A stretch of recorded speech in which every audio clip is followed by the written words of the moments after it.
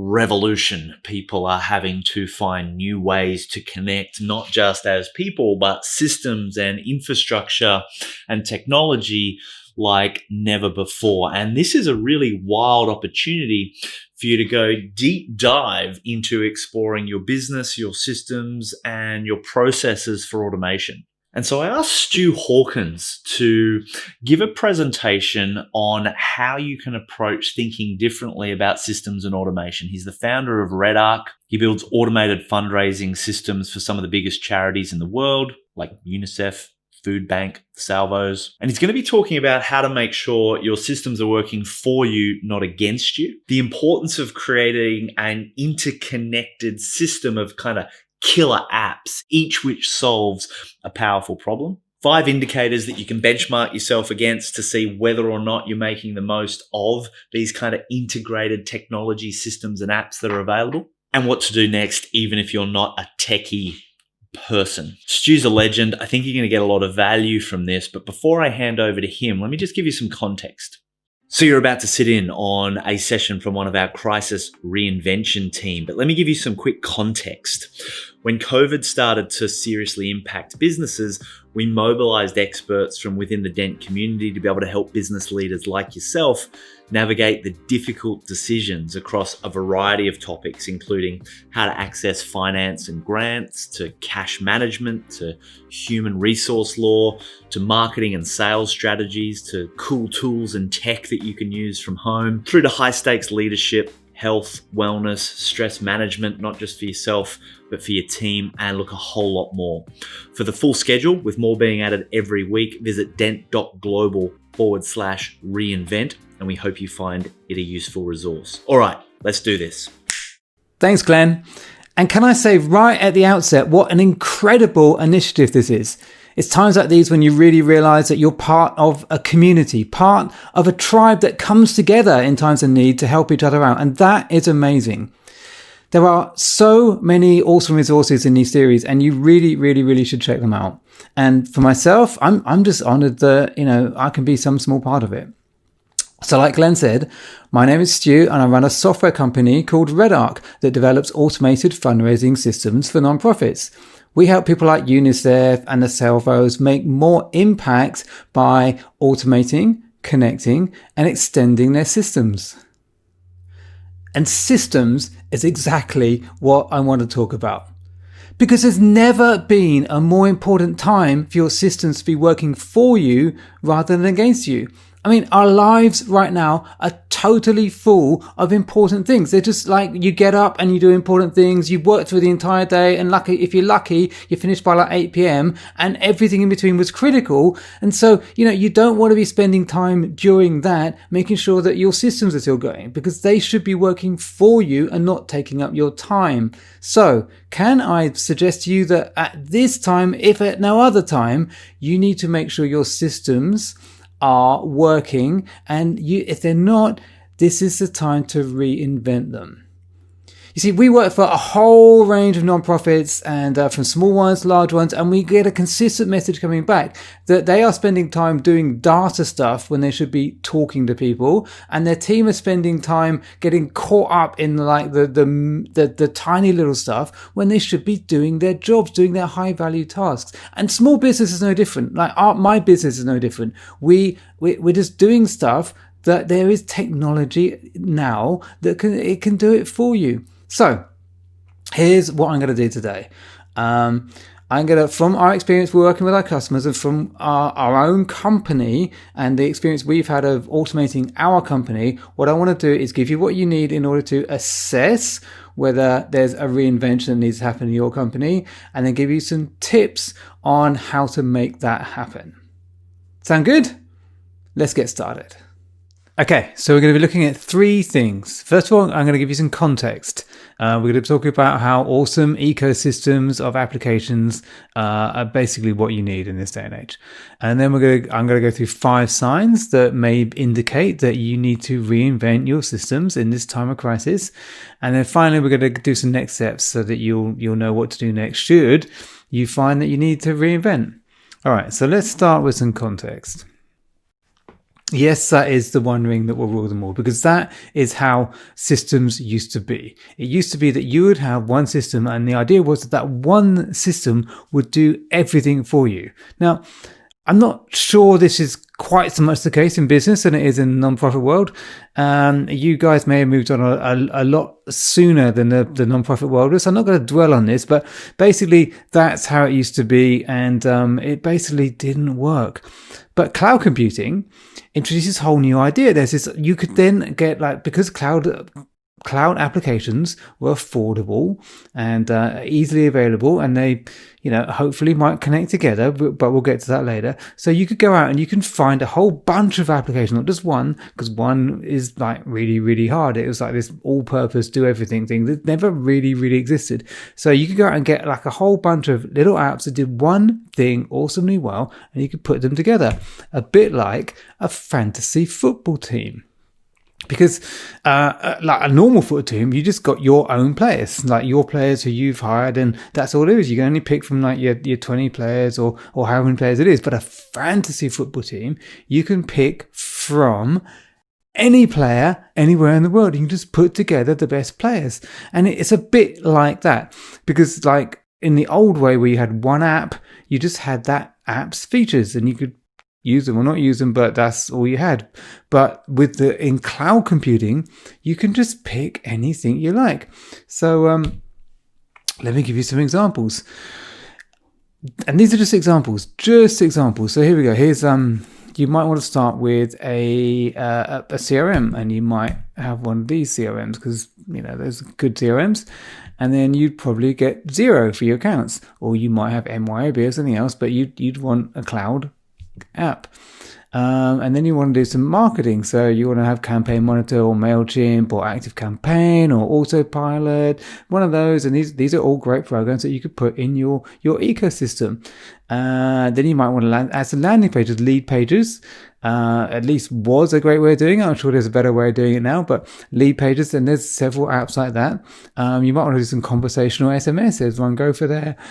Definitely you want to do some project management. There's some great ways you can do that, great apps you can do that. Asana, Monday.com, and then Toggles. You can, like, when you're remote working, you can have Toggle, which will keep track of all your employees' hours, and you can like do awesome things with that. And then you probably want to get in touch with your customers. So Typeform would be good, SurveyMonkey would be good.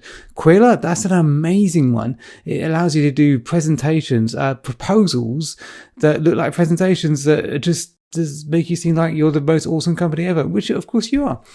Now let's not forget G Suite. It's got some incredible features that are not always used, and they all connect up together. Google Forms, for example, is a great way, super cheap, super available way of getting information from your customers. And then last but not least, there's Trello, which can be used for all sorts of things, including project management, putting together things. We use it a lot, Dent use it a lot. It's a great tool. So as you can see, that screen is full. And these are just examples, right? You could fill like 10 screens with great apps that do something specific. But you might be in some kind of industry where there's like something very specific you do. So you do want to go and find an app that does that very specific thing. And the idea is that you put all of these together, all right, and you've got this incredible fantasy football team. And if you're clever, right, when you get them together, you can make them work together, and that's what we call an ecosystem. Let me read this out. An ecosystem is a biological community of interacting organisms and their physical environment, plants, animals, and microorganisms working together as a functional unit. And that's why we call them ecosystems, because you get all these apps and you put them together. But sometimes it doesn't work out quite that well. So here's Mickey in Fantasia, and Mickey's got a bit of an early proto app ecosystem going on, because he's got like the magic bucket carrying the water for him. So he's like, this is awesome. I've got an app working for me. It's really good. But then what happens is Mickey adds a few more apps. Mickey is trying to create an app ecosystem, and he puts it all together, but he doesn't really think it through. And this is how it ends up. It ends up with this crazy like magic bucket frenzy, chasing beating him down and soaking him with water. It basically is a big disaster, because what's happened is, instead of building something that's going to help him, he's created a monster because he didn't really think it through. And this is maybe another thing that you could like make all your systems work, right? But they just end. This is Heath Robinson, and Heath Robinson invented machines that were deliberately complex and obtuse. But maybe your systems in your business are accidentally complex and obtuse, and they're just doing a whole bunch of stuff. And it does kind of work. It does. What does it make? It makes the pancake. The pancake gets made at the end, but it's just done in such a complicated way that, is it really helping you? Okay. Let me give you another perspective on this. This is you got to imagine a continuum, right, between vanilla and technicolor. Vanilla is like when you got the one ring, you got one system, you got a set amount of features, and then technicolor is when you've added a whole bunch of systems that do exactly what you want. Now, there's another axis here, which is from serene to manic. Now, serene is like fairly obviously when you're calm and everything's going well and your systems are working and you can get on with your job. And manic is when, well, you're manic, right? Now, what I'm going to suggest is that all of your business is going to fit into one of these quadrants. So let's look at what the quadrants look like. So you got the top one here, which is I'm just giving away. It's a little bit monochromatic. So basically, you got one system, you're calm, but you can't really do that much. All right. So then the next one down, it's like the next quadrant below that. It's like you haven't got many systems, but you're still manic. I have no idea why that would be. That doesn't even make sense. But maybe you're there. I don't know. I can't help you. I'm sorry.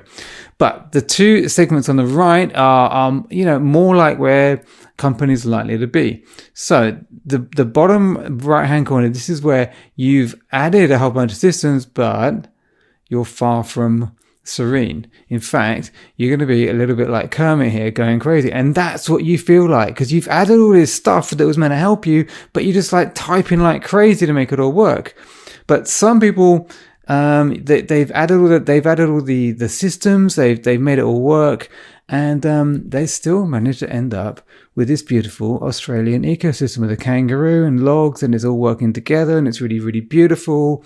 And that's where you can end up. And what I'm going to suggest to you, that the difference between Kermit and our kangaroo plankton eating scene at the top is automation, integration, connectivity. Those things turn crazy Kermit into the beautiful Australian outback scene you see at the top. So to help you find out where you might be on that quadrant, what we've done is we put together 5 signs that your organization may be in need of its own connectivity. It used to be revolution. Right now it's a reinvention, because this is the crisis reinvention. You may need to reinvent your systems right now. And these 5 things are going to show you where you are on that quadrant. All right, number 1, double entry, double the work. Now, this, believe it or not, is where you've got 2 applications that you're using in your business, and you go into one and you type some information to that, maybe it's a customer, and then you go into the other one and you type the exact same information.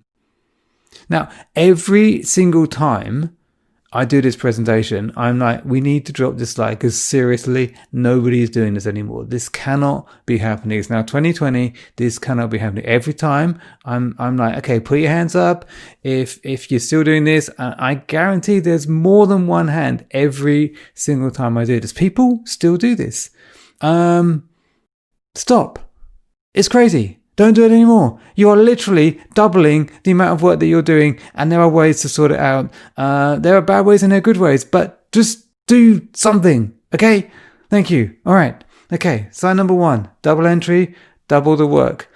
Double the insanity. Doesn't say that. Okay. Number 2, export, import, repeat.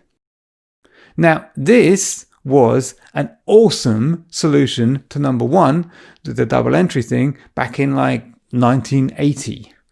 Because what happened was somebody realized that instead of retyping it, you could export. So you can go into one program, press export, and it produces a file, and you got that file and you moved it somehow to the other system and then import it into the other one. And it's like, it's amazing. You don't have to type that information twice, except then you got to do it again. So then you have to export and you have to import it. And then when you need that information again, you export it and you import it. And say that's like some piece of information that's important and timely, you're going to have to do that every day, which means that's 5 days a week, which is 20 days a month, which is a phenomenal amount of years. So it's export, import, repeat, export, import, repeat. You end up looking like these ladies in this cartoon here. It doesn't work.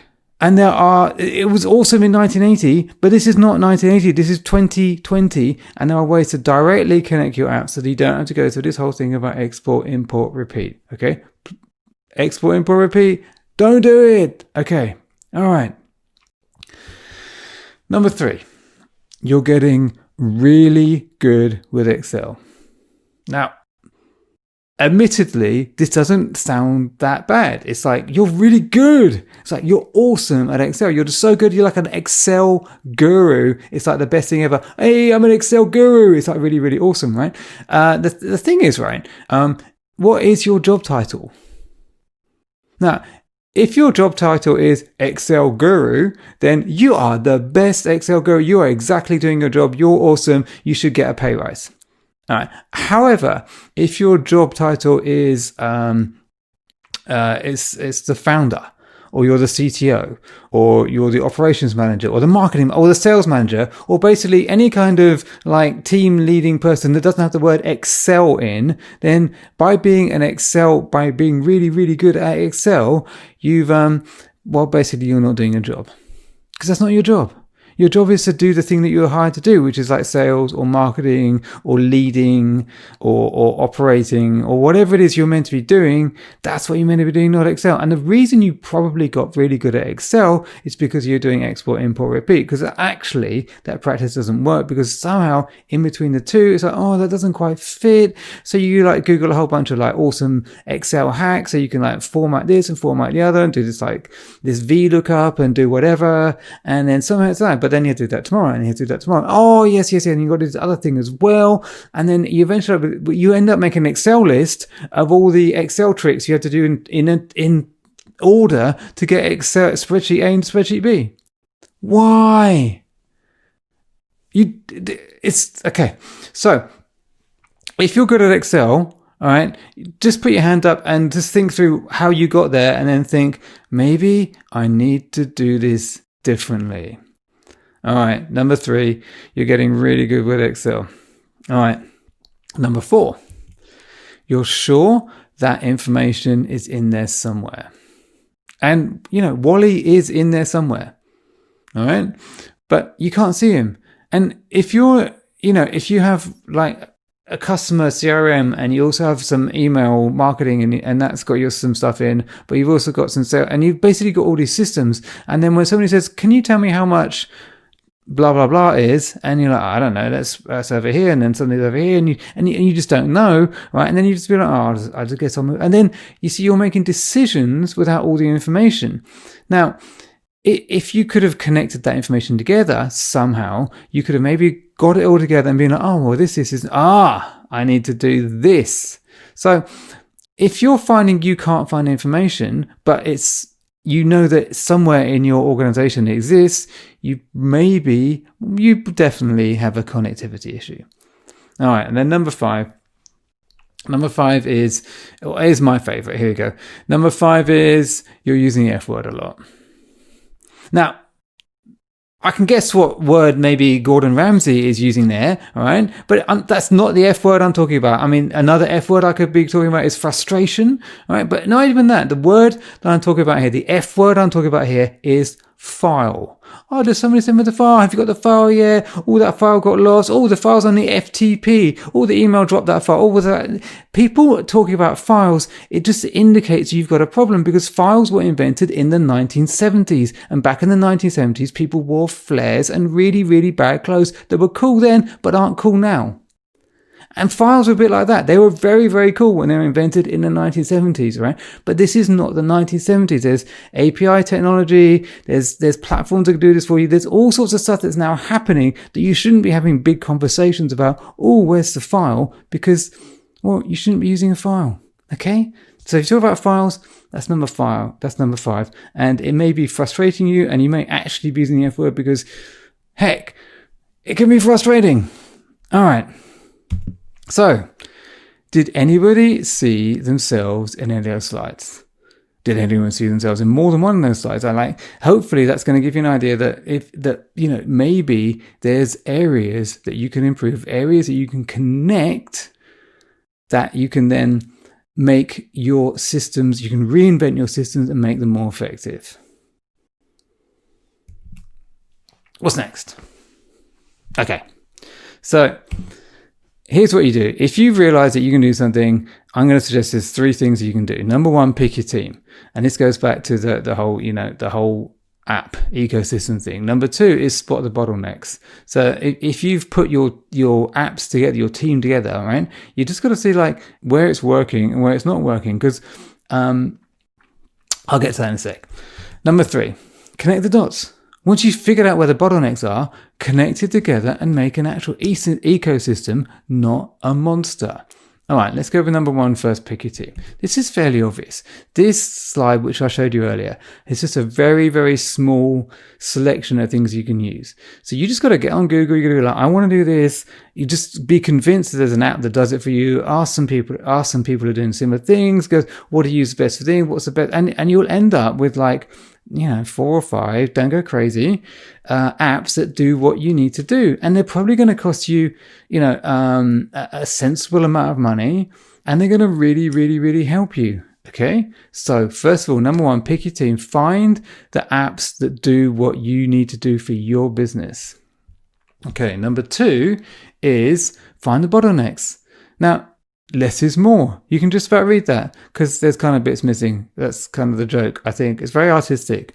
But it's true, because what happens is we do a lot of integration and people will come to us and say, can you integrate these 2 systems? And we're like, actually worse than that. Some people come to us and say, can you tell us how integration will help us? And I'm like, well, let's sit down and talk about that. Maybe we want to have turn that conversation around the other way, because the real question they should be asking is, what problems do you have? Because if you bought 5 apps and you haven't got any problems, then don't integrate anything. Don't automate anything. It's all working fine. Everybody's doing great. Okay. So the first thing you want to do is figure out, where are their problems? Where am I spending time doing something where it's not actually my job? Where is information getting somewhere too late? Where is information not getting there anywhere at all because it was too hard to get there? Where are humans involved in the chain where they're not helping in the chain? So they can forget stuff. They can do it twice. They can forget to do the invoice. They could get the invoice wrong because, there's whole loads of things. So you just got to, the next step, number 2, once you've picked your 5 apps, number 1, number 2 is figure out what's working and what's not working, and less is more. Don't automate a bunch of stuff just for fun. We don't do it, and we're an integration company. All right. And then the third one is, how do you actually connect the dots? Like, how do you, and this is going to be a very, very kind of overview of this, but this should really help you. First of all, a lot of applications now have built-in integrations to other applications. So like Salesforce will integrate to all sorts of things. You can integrate stuff into Xero, a lot of things. And there's lots of things that are already built in, and those are the ones you should use first. You might find that your 2 applications already integrate with each other. You've just never turned it on. And they're free. And they work because they've been thoroughly tested, and you haven't got to go to a third person to make it happen. So the first thing you should look for is a built-in integration. Just I don't know, Google integrations. Go in the help menu. There's normally an integration there. That's the first thing to do. Okay, number 2, integration platforms. Now these are separate pieces of software. I'm probably telling you all things that you already know, but just in case, these are separate pieces of software, and all they do is connect things together. And they've become very popular in the last few years. They're very, very affordable. They're designed to be easy to use, so that business users, you don't need to get a development team unless you've got MuleSoft, which is an integration platform. But we're not going to talk about, we're talking about stuff here that you guys can use. Okay. So integration platforms like Zapier. Oh, now we're coming back. Zapier, Power Automate, which is Microsoft's one. That's new, and that's we're beginning to use that a lot now. And then our personal favorite, which is Integromat. It does a little more than Zapier. It does it at a lower price. It's much better when you're moving a lot of things around. It's a little bit more technical to use. Still a little niche. So I'm going to recommend, if you're just doing this starting out, use Zapier or Power Automate. And then finally, if you're stuck, what you can do is you can get a specialist integration company in, and they will, first of all, talk to you about what is a good idea to connect. Like how is a good idea to connect? Because when people come to us, they want to just like, I want everything to connect to everything else. I want everything to go in both directions. And we're like, well, that's going to cost you thousands of dollars. Do you really want to do that? Like, oh, I didn't realize that. So what then happens is we have a discussion about what would actually be helpful to connect, and then can we limit the information that's going across? Can we make this more helpful? And then you can generally get down to like a sensible design for how you're going to connect things together, and then it's much more affordable, and that's a good way to go. But really, you look for the built-in integration first, and look for the see if you can do it yourself with Zapier or Power Automate, and just maybe someone who could help you. Those are probably the best two options, unless you're doing like a major integration that is business critical. Okay, let me give you.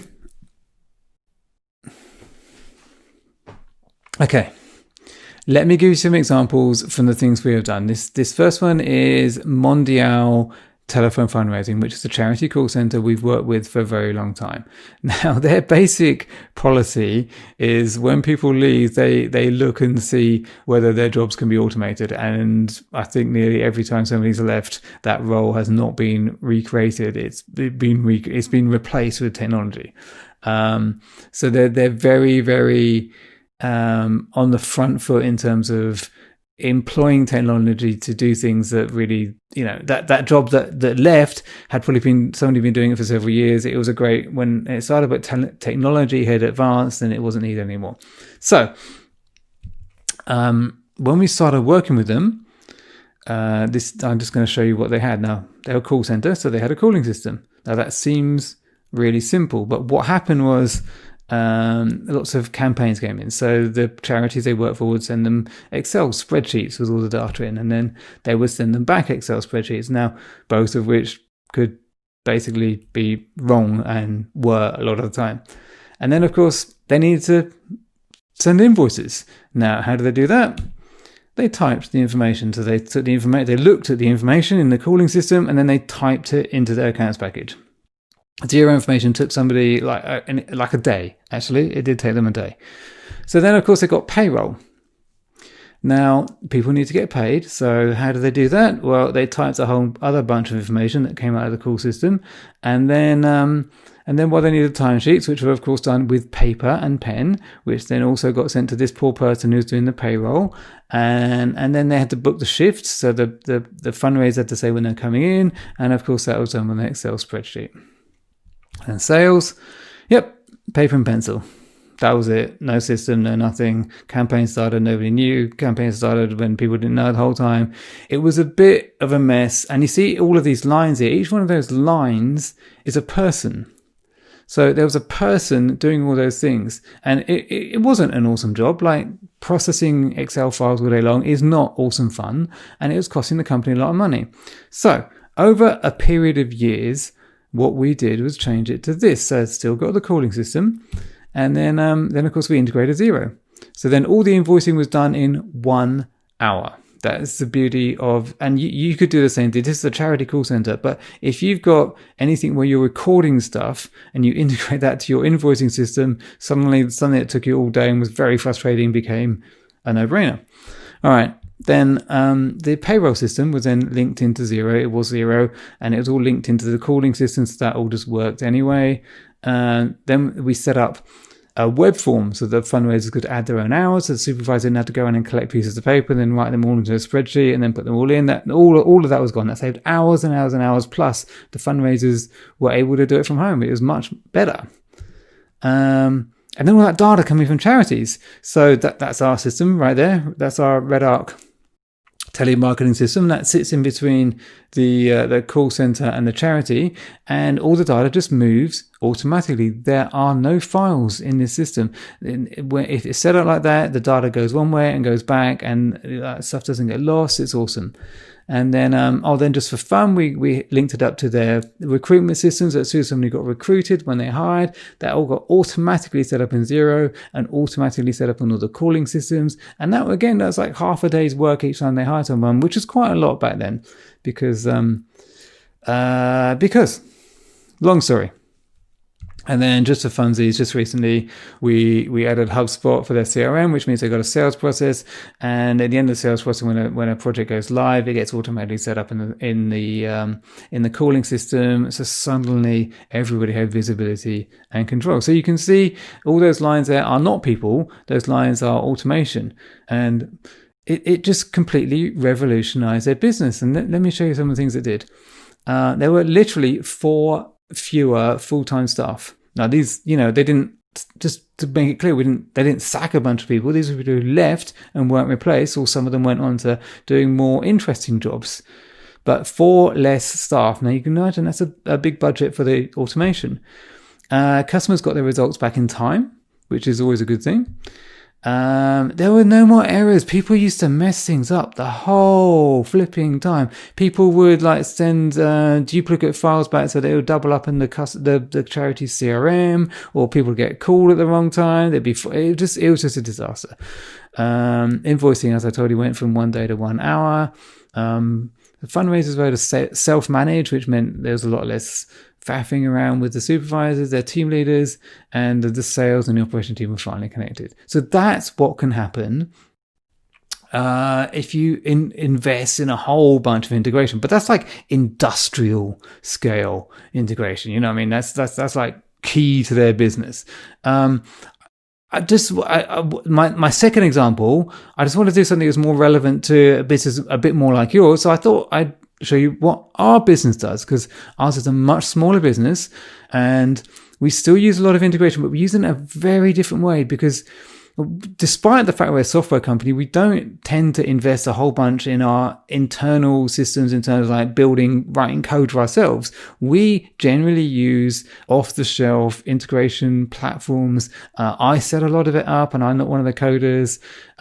It's just kind of a little bit of a mission for me. I just kind of like this kind of guerrilla DIY integration, and we just integrate these little things to just make our life so much easier. So this might be more the kind of thing that you guys would need. So this is our CRM HubSpot. So that's our sales pipeline. As soon as something deal goes through, that gets automatically pushed through to our project management system, which is Asana, and that's completely automated now.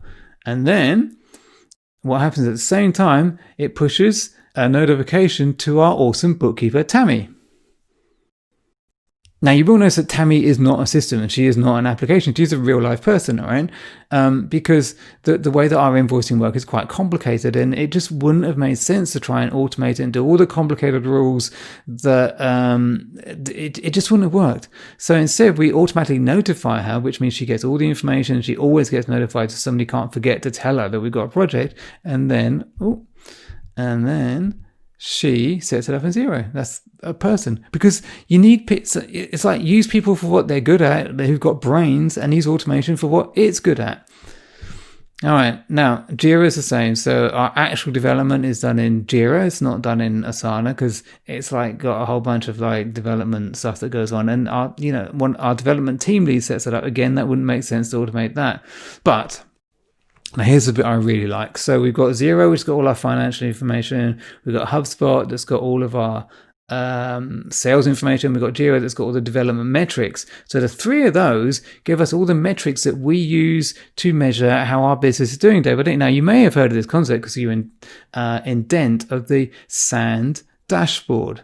Now, SAND dashboard is an awesome idea that shows you week by week how the business is doing. It's just literally you get reds and greens. Are you good? If you got greens, you're good. If you got reds, you got something you need to sort out. So That's quite often people set that up in Trello, and initially we set ours up in Trello, but it just needed someone to go in every week and do it, which isn't a big deal, but it was kind of something we didn't want to do. So we realized we had all this data, and we realized we were an integration company. So what we did, we automated the whole thing. So now it pushes through the Google Data Studio, and we've got this automated sand dashboard. And it wasn't that hard. It's a little more complicated than the other ones, but if you do things like that, then suddenly your systems start winning. I can go in now and I can be like, how are we doing? And I can find out without having to ask anyone. They don't have to prepare the data. They don't have to do a report for me. I can just go in and look, and it's automatic. It all happens. Now that's all done with Integromat and Zapier. Integromat was the slightly more complicated bit around the Data Studio, and all the rest is Zapier. I personally set a lot of this up. So I hope you can see how much that would have helped us, because basically it took a whole bunch of remembering and emails and maybe even paper notes, and it turned it into things that just happened. And what you need right now is things that just happen, because there's so much else to do that's important. All right. I want to end up with a few FAQs. And now these are things that we hear from our customers a lot, and I thought the answers that we normally give them would be helpful to you. So here we go. Number one, is integration expensive? And this is a question we get a lot because it seems to be a reason that people don't do it. Now the answer is no. Well, the answer is it doesn't have to be, because if you're using a built-in integration, that's going to be free, right? If you're using Zapier or if you're using Microsoft Power Automate, those are inexpensive solutions. You can get below $50 a month. You can even get a free solution, which will help you get started and experiment to see if this is something you want to do. So the simple answer is no. Okay, number two. Do I need to get someone in to do this? Well, no. Again, because the tools I just described, the built-in integrations and Zapier and Power Automate, they're all designed, they're all built so that users, people like you, but business owners can use them. They're not meant for developers. There's other tools that developers use. So yes, you can get someone in, and sometimes if it's like a key process for your particular company, then it's probably a good idea. But if you're just doing things like I just described in our company, and you're just connecting things up together and triggering things and things happen over here, then no, these tools are designed for you. Go use them. Okay, number three. Why would I spend money on technology during a crisis? Well, there's a simple reason for that. Because during a crisis, you haven't got time to faff around with Excel. Let the technology do the work for you. Okay, number four. How would it help my remote team work better? Now, the whole thing about remote teams is, as you're probably already discovering, that there's a lot of communication that needs to happen, and there's a lot of information that isn't quite as easily available as if you're in the same room. Now, automation can really, really help with that, because you can trigger stuff to go to people automatically. You can make sure that it contains all of the information that they're going to need. And there's going to be some stuff, like we just said, that will just happen, which then means they don't have to do it, which means they've got more time as well. So yes, definitely automation can help your remote team work more efficiently and more effectively. All right, how do I know where to start? I kind of think we already covered this. What you need to do. Number one, you need to pick your team, pick your applications. Number two, you need to find out the bottlenecks. Don't just fix things for the heck of it. Find the bottlenecks. And number three, pick one of those bottlenecks and just make a start. It's as easy as that. Just make a start. You really haven't got anything to lose. Number six, is it difficult? Well, the answer to that is keep it simple. It could be difficult, but it doesn't have to be. So keep it simple and you'll be good to go. Number seven, what if it doesn't work? And that's a valid question. It's like, what if I've invested all of this time and money into setting up an integration system and it really didn't help me? Well, again, there's a simple answer to that. Don't invest a whole load of time and money into it. Start with something that you know that is going to make a big impact, something that's small, something that's easy to solve.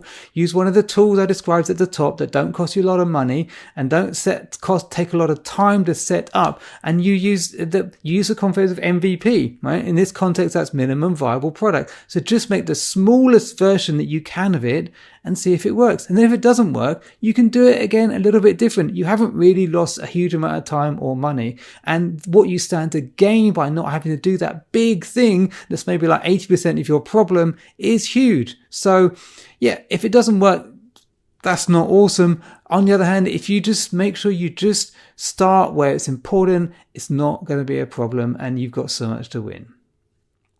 Right, that's it pretty much. I just got some closing thoughts and we're done.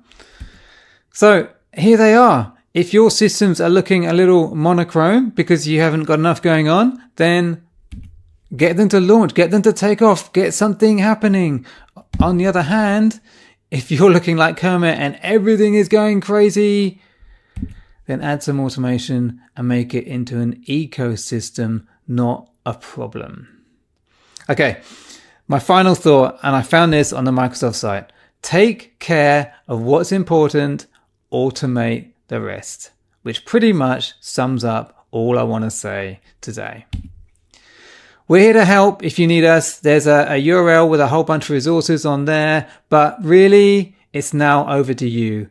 Go reinvent your systems because this is the time to do it. This crisis will be gone and we want all of you to come out the other side even stronger than you went in.